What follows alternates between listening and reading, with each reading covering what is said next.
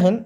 आज के इस क्लास में हम एनसीएफ 2005 पर चर्चा करेंगे कि एनसीएफ क्या है और ये कब लागू किया गया और उसमें क्या मूलभूत सिद्धांत है। ये सारी डिटेल आज इस एनसीएफ में हम चर्चा करेंगे।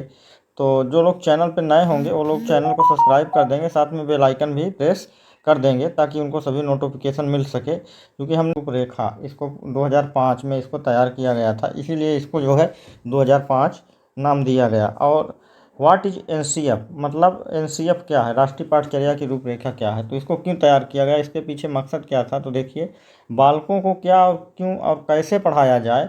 राष्ट्रीय पाठचर्या रूपरेखा 2005, नेशनल करिकुलम फ्रेमवर्क 2005 इसका पूरा नाम है, नेशनल करिकुलम फ्रेमवर्क। कई बार ये परीक्षा में पूछ लिया गया कि एनसीएफ का पूरा नाम क्या है, तो इसका एनसीएफ का पूरा नाम नेशनल करिकुलम फ्रेमवर्क है। इन्हीं विषयों पर ध्यान केंद्रित करने हेतु एक दस्तावेज राष्ट्रीय पाठचर्या की रूपरेखा 2005 का उदाहरण रविन्द्रनाथ टैगोर के निबंध सभ्यता और प्रगति, ये जो डबल इन्वर्टेड कामा इसको नोट कर लीजिएगा, ये कहाँ से लिया गया, तो रविन्द्रनाथ का टैगोर का एक निबंध है सभ्यता और प्रगति से हुआ, जिसमें उन्होंने बताया कि सृजनात्मकता आनंद उदार बचपन की कुंजी है। राष्ट्रीय पाठचर्या रूपरेखा 2005 का अनुवाद संविधान की 8वीं अनुसूची, ये इंपॉर्टेंट है, इसको नोट करिएगा, संविधान की 8वीं अनुसूची में दी गई सभी भाषाओं में किया गया है। यह विद्यालय शिक्षा का अब तक का सबसे नवीनतम राष्ट्रीय दस्तावेज है। तो ये इम्पॉर्टेंट पॉइंट है। अब आगे देखिए, इसके मार्गदर्शी सिद्धांत ये है, यहाँ पर आप समझ सकते हैं फिगर के माध्यम से। आइए देखते हैं क्या है मार्गदर्शी सिद्धांत। तो देखिए, जो एनसीएफ के मार्गदर्शी सिद्धांत हैं वो 5 महत्वपूर्ण सिद्धांत हैं, 5 मोस्ट इम्पॉर्टेंट इसके सिद्धांत हैं। प्रिंसिपल ऑफ एनसीएफ क्या है। पहला है कि स्कूल जान को जो है स्कूल के बाहर के जीवन से जोड़ा जाए। और जान को स्कूल के बाहर से जीवन जोड़ने का क्या मतलब है कि आप जो पढ़ाते हैं वो जो पुस्तकों में लिखा हुआ है आपका है, जो सिलेबस के अकॉर्डिंग है, केवल उसी को ना पढ़ाया जाए, बल्कि उसको जब पढ़ाया जाए उसको पढ़ाते समय बाहरी दुनिया से भी जोड़ करके आप पढ़ाइए, या बाहरी दुनिया से भी आप उसको जोड़ करके समझाइए, बच्चों को पढ़ाइए। पढ़ाई को रटन प्रणाली से मुक्त किया जाए था। रटने रोट की व्यवस्था जो थी पहले थी, ये प्राचीन काल में या पहले थी, तो उस व्यवस्था को रटने के बजाय समझ विकसित किया जाए, समझ आधारित पढ़ाई करवाई जाए। तीसरी बात कही कि राष्ट्रीय पाठचर्या पाठ्य पुस्तक केंद्रित न रह जाए, मतलब वो टेक्स्ट बुक सेंटर्ड ना रहे, बल्कि उससे बाहर का भी ज्ञान बच्चे को कराया जाए। चौथी बात इसमें कही गई, कक्षा कक्ष को गतिविधियों से जोड़ा जाए तथा इसे लचीला बनाया जाए। कहने का मतलब कि जो आपका क्लास है उसमें विभिन्न प्रकार की एक्टिविटी करवाई जाए। और पांचवी बात है कि राष्ट्रीय मूल्यों के प्रति आस्थावान विद्यार्थी तैयार हों या राष्ट्रीय महत्व के बिंदुओं को पाठ्यक्रम में शामिल किया जाए। अब इसका क्या मतलब है आस्थावान विद्यार्थी तैयार करने का।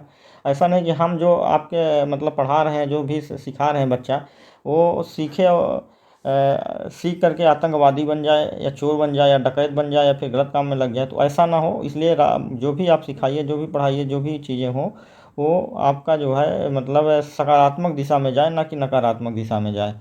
तो ये 5 महत्वपूर्ण पॉइंट हैं, पूरी इसी महत्वपूर्ण पॉइंट पर पूरा एनसीएफ टिका हुआ। एनसीएफ के कुछ महत्वपूर्ण तथ्य हैं सिद्धांत के संबंध में।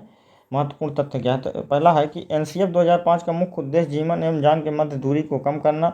इस प्रक्रिया में बच्चों के विद्यालय जीवन को बाहरी जीवन से जोड़ना। दूसरी बात कही गई है, एनसीएफ 2005 में प्राथमिक शिक्षा में लागू किया गया इस अधिनियम इसे अधिगम प्रक्रिया के माध्यम से विद्यार्थी के रटने की प्रणाली को मुक्त करना, ताकि विद्यार्थी का चहुमुखी विकास हो। अगली बात कही गई कि इसके अलावा शिक्षण अधिगम प्रक्रिया बाल केंद्रित ऐसी विषय सामग्री का उपयोग किया जाए जिसमें प्रतिभावान व्यक्तित्व का निर्माण हो सके। फिर नेशनल करिकुलम फ्रेमवर्क 2005 का निर्माण एनसीईआरटी, ये बहुत ही मोस्ट इंपॉर्टेंट लाइन है, इसको आप लोग नोट करिएगा कि इसका जो निर्माण है वो एनसीईआरटी के द्वारा किया गया। इसको पूर्ण करने का कार्य जो है वो प्रोफेसर कृष्ण कुमार के नेतृत्व में किया गया, और इसका मुख्य लक्ष्य था आत्मज्ञान, अर्थात विद्यार्थी को अलग अलग अनुभवों का अवसर देकर के उन्हें स्वयं ज्ञान की प्राप्ति करनी होती है। पाठ्यचर्या एनसीएफ 2005 के अनुसार हर विद्यार्थी की अपनी क्षमता और कौशल होते हैं, और हर विद्यार्थी उस क्षमता और कौशल को व्यक्त करने का मौका या अवसर जरूर प्रदान करना चाहिए। ऐसा नहीं कि आप अपनी ही बात थोपिए। तो ये मोस्ट इम्पॉर्टेंट पॉइंट है। फिर एक प्रमुख भाग हैं, पहला है एनसीएफ 2005 के 5 अंग भी हैं। तो इसके 5 अंग कौन कौन से, पहला परिप्रेक्ष्य, दूसरा सीखना का ज्ञान, तीसरा पाठ्यचर्या के क्षेत्र, स्कूल अवस्थाएं एवं आकलन, विद्यालय व कक्षा का वातावरण। अब फिर अगला है व्यक्तिगत सुधार। तो ये 5 प्रमुख बातें हैं। अब इसमें देखिए कि शिक्षा को मुक्त करने वाली प्रक्रिया के रूप में देखा जाना चाहिए। शिक्षा की प्रक्रिया को सभी तरह के शोषण और अन्याय, गरीबी, लिंग भेद, जाति से मुक्त होना पड़ेगा, तभी पड़ेगा, जो हमारे बच्चों को इस प्रक्रिया से वंचित करते हैं। यह मानव संसाधन विकास मंत्रालय, अब इसका नाम बदल करके शिक्षा मंत्रालय कर दिया गया है। तो इस मंत्रालय का नाम अब बदल करके शिक्षा मंत्रालय कर दिया गया है। कि प्रोफेसर यशपाल, कौन, यशपाल की अध्यक्षता में इसका निर्माण किया गया।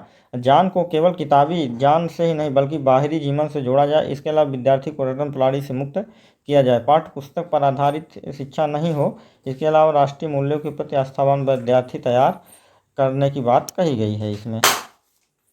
फिर है, इसमें कुछ सुझाव भी दिए गए हैं। तो क्या है सुझाव? एनसीएफ 2005 के प्रमुख सुझाव। राष्ट्रीय पाठ्यचर्या रूपरेखा की मुख्य विशेषता क्या है? कि एनसीएफ जो है 2005 के अनुसार प्राथमिक स्तर पर भाषा का माध्यम मातृभाषा होनी चाहिए। क्या होनी चाहिए? मातृभाषा, अर्थात मदर टंग में आपकी पढ़ाई होनी चाहिए। फिर अगली बात कही, शिक्षण सूत्र जैसे जात से अज्ञात की ओर, मूर्त से अमूर्त की ओर आदि का अधिकतम प्रयोग होना चाहिए। अर्थात जो अभी स्टूडेंट जानता है उसको आप जात से अज्ञात, अमूर्त से अमूर्त की ओर जरूर पढ़ाइए। फिर सूचना को जान मानने से बचा जाए। तीसरा है कि विशाल पाठ्यक्रम व मोटी किताबें शिक्षा प्रणाली की असफलता का प्रतीक हैं। मूल्यों को उपदेश देकर नहीं वातावरण देकर स्थापित किया जाए। अभिभावकों को सख्त संदेश दिया जाए कि बच्चों को छोटी उम्र में निपुण बनाने की आशंका न रखें। आशंका पालना गलत है। बच्चों को स्कूल के बाहर के जीवन से तनाव मुक्त वातावरण प्रदान करना। अच्छे विद्यार्थियों की धारणा में बदलाव, अर्थात अच्छा विद्यार्थी वह जो तर्कपूर्ण बहस द्वारा अपने मौलिक विचार शिक्षा के समान प्रस्तुत करता है।